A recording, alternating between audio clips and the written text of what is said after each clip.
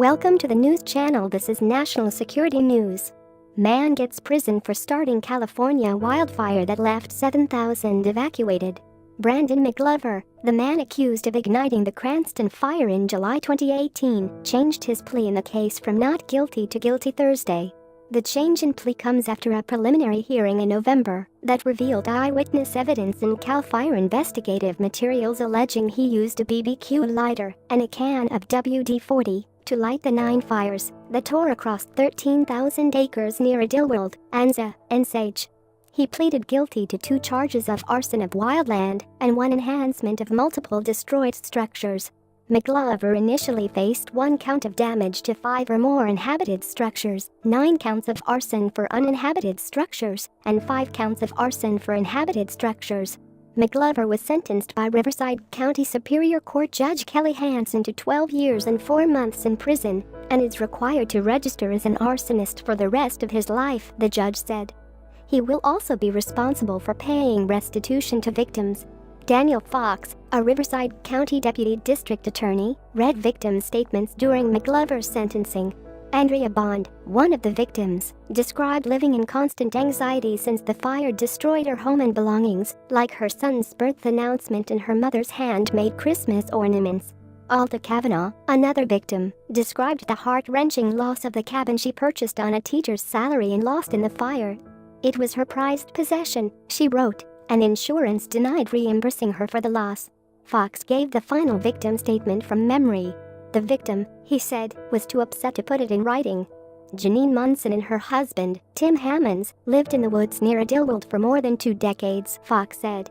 When told to evacuate the fire area, they gathered what belongings they could and raced down the hill toward Hemet. During the drive, Hammonds suffered a massive heart attack and died 3 days later. Ms. Munson wants the court to know that she holds McGlover accountable for the death of her husband, Fox told the judge. McGlover, 33 of Temecula, was arrested on July 25, 2018. On the same afternoon the fires broke out. He was held on $3.5 million bail since July. Over a 3-day hearing in November, the Riverside County District Attorney painted a picture of McGlover intentionally and maliciously starting fires on the morning of July 25, 2018, in the sparsely populated forest near Hemet. Investigators say he was armed with a BBQ lighter and cans of WD-40, driving across an area of more than 70 miles over 2.5 hours, ultimately setting 9 separate fires. At the November 16 hearing, Captain Greg Ewing, a CAL FIRE investigator and a main witness in the case, testified that his investigation pointed to McGlover based on patterns in the locations of the 9 fires, how they were set, witness testimony from the 911 calls and investigator interviews, and the contents of the suspect's car when he was arrested. Ewing was one of 4 CAL FIRE investigators who, over the course of the hearing, testified that 5 fires were ignited on the hot summer morning along Wilson Valley Road and Sage Road in the rural area near the towns of Anza and Sage, followed by a second group of 4 fires along Highway 74. The investigators determined all the fires were ignited by a lighter, but Ewing's investigation connected each one. Each fire was started on the roadside, immediately adjacent to the road, Ewing said. Fires were ignited on both sides of the road.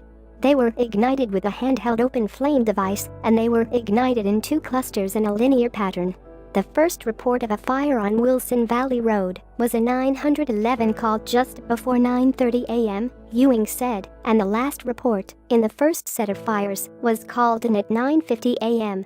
What happened in between was a chaotic mixture of firefighters spotting fires while fighting other fires and more 911 calls reporting more fires. Drivers calling in the fires had trouble giving the exact locations of where they were or where exactly the fires were burning, Ewing testified.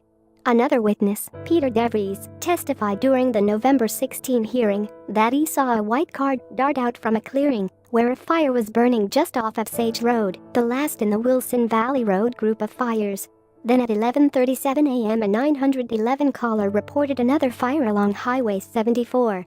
3 women who had been driving home together from their work in Idyllwild to their homes in Wildomar testified that they observed McGlover near his white car at one of the fires on Highway 74, then pulled over to call 911.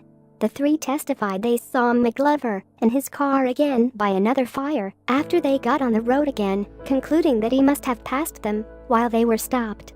The second time they saw him, they chased him to get his license plate number to report to the police. McGlover was pulled over by Detective Trinkale of the Hemet Police Department, who testified that he spotted McGlover's car in Hemet near State Street and Domenagoni Parkway after a law enforcement advisory was sent out saying to arrest him if spotted. Ewing arrived at the scene of the traffic stop within 10 minutes to arrest McGlover. Ewing searched McGlover's car and found 3 lighters, along with 2 cans of WD-40 lubricant, and a receipt showing that 1 can of WD-40 had been purchased at a Walmart in San Jacinto at 11:02 a.m., between when the first and second sets of 911 calls were made. Ewing said the WD-40 could be used in combination with the lighters to shoot flame onto the brush and ignite the fires. The Cranston Fire cost $23 million to contain, Ewing said. And by the time it was extinguished, the fire consumed approximately 13,000 acres, prompted the evacuation of more than 7,000 people and destroyed 7 homes.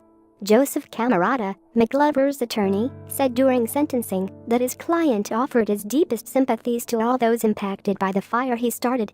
But when the judge asked if McGlover wanted to speak, he declined.